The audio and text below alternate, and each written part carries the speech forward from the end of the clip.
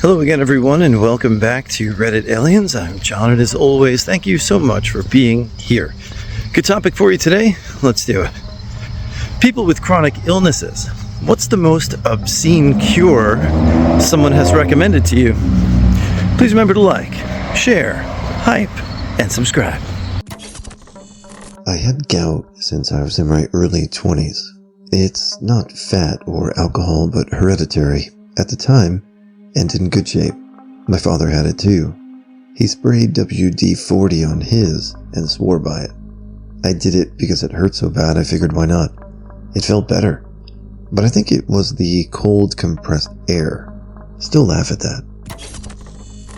I have osteoarthritis in the lumbar region of my spine. The amount of people telling me I should see a chiropractor and get adjusted is crazy. I mean, those vertebrae look like a freaking crown in an x-ray, and you want me to let someone try to crack my back? I'll stick with my physical therapy, thank you. When I told my parents that I started taking antidepressants, my dad suggested that I should eat one clove of garlic every morning instead. Didn't even know what to respond. I once had someone tell me that if I went vegan, my rheumatoid arthritis would go into remission. I'd been vegan for about 5 years by that time. I have type 1 diabetes, and I've been recommended all sorts of things, including green juice mix, pink smoothies, gut health vitamins, and what have you. No, I have never considered any of them. The only thing that has ever worked for me in the 35 years of my disease is daily insulin injections. I'm on a pump now that tests my blood glucose and auto-injects insulin when I need it. That's pretty snazzy tech. Cancer, twice. I had an aunt try and convince me on everything from coffee enemas to colloidal silver. She got breast cancer and tried all these remedies until it was too late and it spread to her other breast. She's now working with my oncologist. Misdiagnosed with MS, and after 10 years of horrendously expensive, uncomfortable, daily, weekly injections, pills, infusions, found out it wasn't. Instead, it was Jorgensen's disease plus rheumatoid arthritis. Joy. Anyway, acquaintances, relatives, and colleagues would tell me to eat clean and do lots of hot yoga. Extra bad advice for MS, by the way. Check out so-and-so celebrity vitamins. Ugh. Have kids. It will totally cure the MS. And to just will myself to good health. Right. Someone suggested that I could cure my food allergies by going to a specific clinic in California that fixes allergies with special tolerance diets. It's really expensive, and they only treat under 18s. And when I looked it up, the founder was very secretive about his methods, and apparently only works for some people. I did not go to the clinic. The lightning process. I have severe ME, a predominantly background, and need a wheelchair to go out. ME is a complex neuroimmune condition causing profound fatigue and post-exertional malaise, a poisoned flu-like feeling after any activity, physical or mental. The condition is usually triggered by an infection. The lightning process charges you hundreds of pounds to tell you it's all caused by negative thinking and to say stop every time you're experiencing a symptom. It basically teaches you to be in a denial of a debilitating biological illness, and then it recruits its marks to tell others they were cured by it, to get new marks and more money.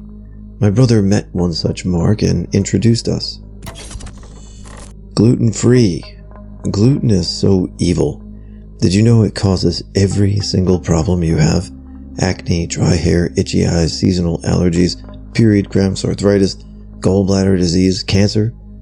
All you have to do is stop eating gluten and you'll be cured of everything. I hear similar things about the raw diet too. I have a family member who was just diagnosed with stage 3 cancer, and they think they can cure it by eating raw carrots and broccoli.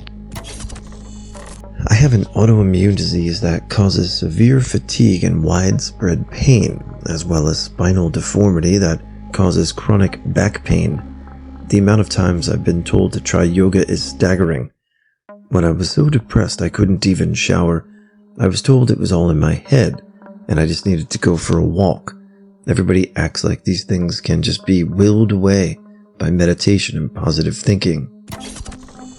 A sideways answer to your question, but I sure do remember when I couldn't get all my damned Plaquenil during my pandemic because the horse dewormer dumbass brigade were somehow getting scripts and hoarding it. Same folks telling me to do natural health. I probably eat cleaner than they do about my condition instead of taking pills. The same pills they were taking from folks like me a few years ago. Okay. Not me, but an ex-classmate of mine told me that his pastor was taking his own son to South America for some shaman to exorcise the son of autism. Classmate was soliciting classmates for money. Also, the child developed autism from vaccines, of course. I shot that conversation down fast. I worked for our local health department's vaccine clinic, and he knew that. Not absurd, just exhausting. Have you tried yoga? I have HEADS. First back surgery at 33, 2 more since then, not to mention multiple hospitalizations and other surgeries. HEADS is a genetic disease, and there's no cure. Are there things I can do to alleviate my chronic pain? Sometimes, yes, and believe me, I've tried them all. But everyone who seems to think that yoga, Pilates, and strength training is a cure-all for chronic pain is delusional. Not to mention the vast majority of specialists I've seen over the past 2 decades have strongly encouraged me to avoid yoga. Hyperextending, when I'm already hyperflexible, is one of the worst things I could do to my body.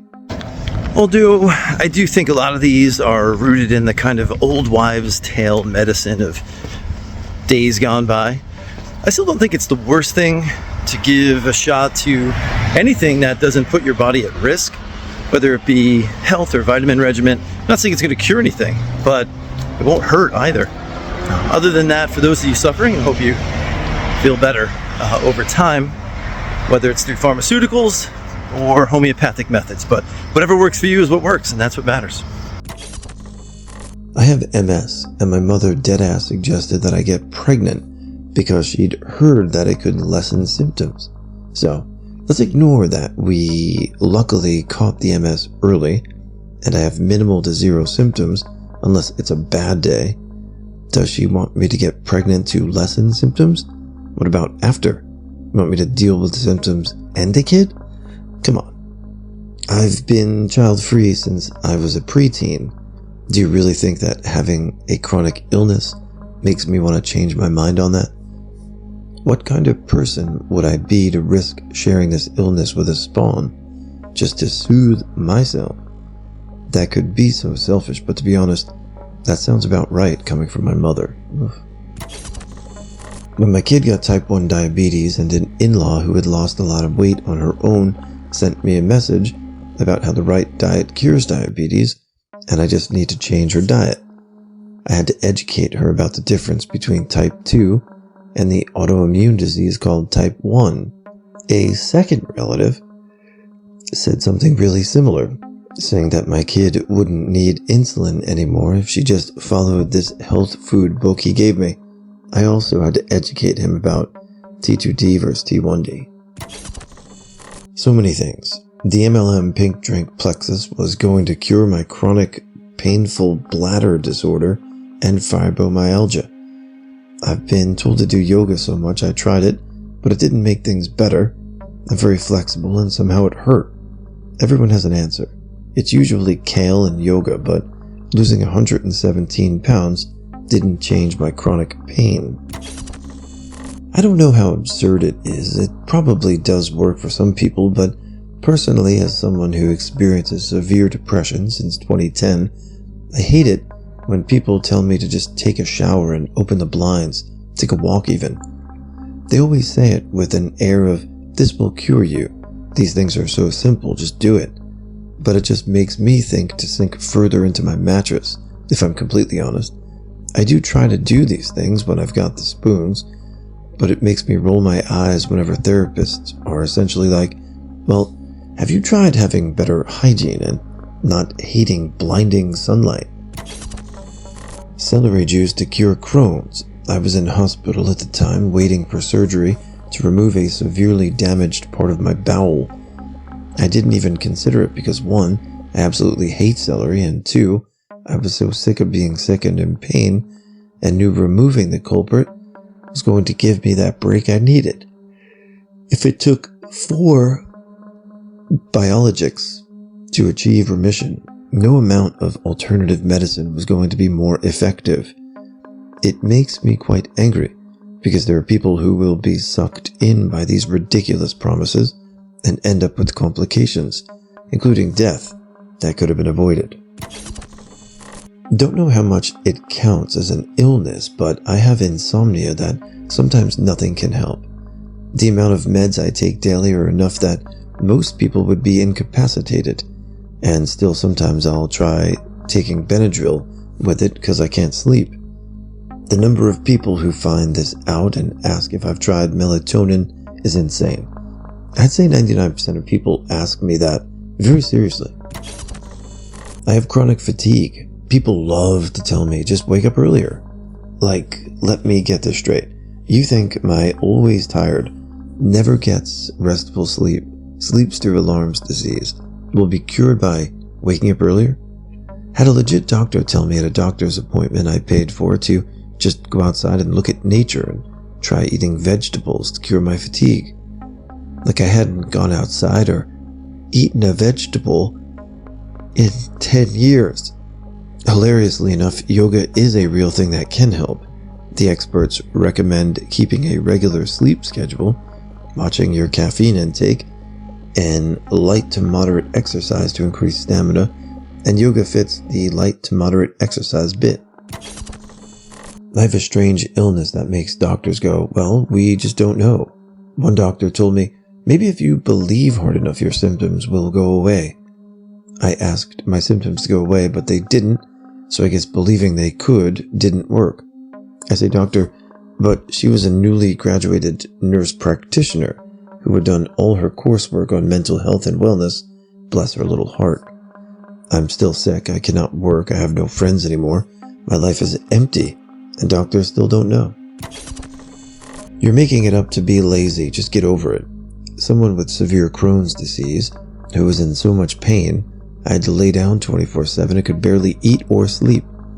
It took me getting surgery and almost dying from said surgery to truly change my dad's mind. Not really in the spirit of the OP, but it still counts. Luckily, help with the actual issue was everything that would actually help, like prednisone, Humira, etc. I guess I did think I had a hernia before. I went to the doctor for it, and even wore a hernia belt for a bit. That was a bit funny, and sad at the same time. Insomnia. Everyone has some tip to try and sleep, ranging from well-known like turning down the lights a while before bed to get sleepy, to insultingly obvious like just lay down and close your eyes. The weirdest one was that I should try sleeping outside to reset my circadian rhythm. I told them I camp and it does not help, and they said because I didn't stay outside long enough. They basically meant that if I was homeless, I would sleep better. If anyone else has issues sleeping, the only thing I found that works consistently is chain smoking, THC vape carts till I get groggy. Ugh. I like to leave at least 12 hours before I have to do anything serious when I do it, because you can wake up still high. Be careful of any solutions you try, because if they do work, then you could become psychologically dependent on them, because you feel like it gets even harder to sleep without them, so you can end up with odd addictions to things that are not addictive, like Tylenol PM or melatonin. Chronic psoriasis and eczema here. I was told by a GP that I should use an antibiotic cream because it's most likely a fungal infection. The dermatologist I'd seen after that was not at all happy with the diagnosis, LMAO. I've also been told by many strangers that I should cover myself in Vaseline, not entirely sure what that's going to do, beyond turning me into a giant slug. There's also the usual, just get some sun exposure and it'll clear up. I live in a country that's cold and wet for like 9 months of the year, lol. Endometriosis since puberty. I can't remember when I was speaking with a male OB about the problems. With a straight face he says, "Get pregnant, that'll cure you." I laughed in his face and told him to educate himself better. My mother has endo, had 4 children and continued to bleed until they gave her a hysterectomy. The nurse taking notes at the computer kept her eyes on the screen, but I could see a grin on her face. Ankylosing spondylitis. Initially it was, "Why don't you just sit up straight?"